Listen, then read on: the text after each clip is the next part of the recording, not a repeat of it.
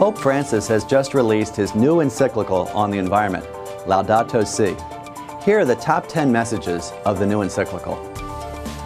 First, the big contribution of Laudato Si is an overview of the environmental crisis from a religious point of view.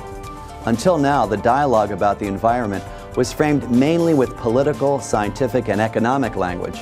Now, the language of faith decisively enters the discussion. Second, the disproportionate effect of environmental change on the poor is strongly highlighted in almost every page of the document, and the Pope provides many examples of the effects of climate change, whose worst impacts, he says, are felt by those in developing countries. Third, Pope Francis takes aim at the technocratic mindset, where technology is seen as the key to human existence. He critiques an unthinking reliance on market forces in which every technological advancement is embraced before thinking about how it will affect our world. Christian spirituality, by contrast, offers a growth marked by moderation and the capacity to be happy with little. Fourth, against those who argue that a papal encyclical on the environment has no real authority, Pope Francis explicitly states that Laudato Si is now added to the body of the Church's social teaching. It continues reflection on modern-day problems that began with Leo XIII's encyclical Rerum Novarum on capital and labor in 1891. Fifth, discussions about ecology can be grounded in the Bible and church tradition. In Chapter 2, Pope Francis introduces the Gospel of Creation, in which he leads readers through the call to care for creation that extends as far back as the book of Genesis, when humankind was called to till and keep the earth. But sadly, we have done too much tilling and not enough keeping. Sixth, everything is connected.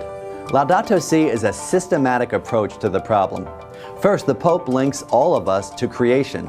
We are part of nature, included in it, and thus in constant interaction with it. But our decisions have an inevitable effect on the environment. A blind pursuit of money that sets aside the interests of the marginalized and poor and the ruination of the planet are connected. Seventh, Pope Francis does not try to prove anything about climate change.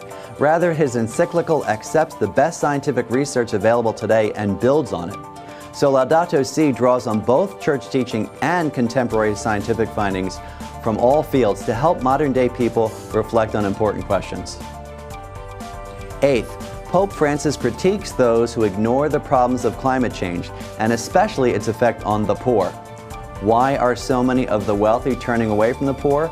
Not only because some view themselves as more worthy than others, but also because frequently decision makers are, for the most part, removed from the poor, with no real physical connection to their brothers and sisters. Selfishness also leads to the evaporation of the notion of the common good. Ninth, perhaps more than any encyclical, Pope Francis draws from the experiences of people from around the world, referring to the findings of bishops' conferences in Africa, Asia, Europe, and the Americas. The Pope calls into dialogue and debate all people about our common home. And finally, this encyclical is addressed to everyone on the planet and calls for a new way of looking at things. We face an urgent crisis when the earth has begun more and more to look like, in Pope Francis's vivid language, an immense pile of filth. Still, the document is hopeful, reminding us that because God is with us, all of us can strive to change course. We can move towards an ecological conversion in which we can listen to the cry of the earth and the cry of the poor. To use religious language, what the Pope is calling for is conversion.